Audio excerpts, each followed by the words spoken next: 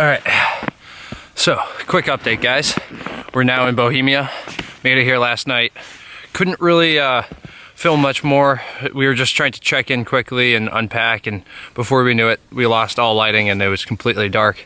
So as mentioned, we're in Bohemia. Gonna keep snowboarding and show you what's going on here in Bohemia.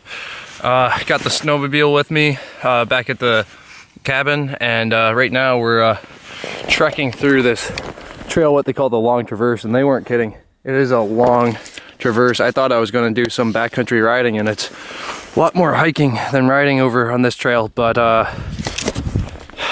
gonna keep trekking through, and it's gorgeous out here. Absolutely gorgeous. Couldn't ask for a better trip, but let's find some better trails. So I'm gonna pack up my other GoPro because my new GoPro is acting up. I'm gonna do a video on that and show you why the new GoPro is actually a complete piece of junk on software, but if they improve the software, the hardware will be great.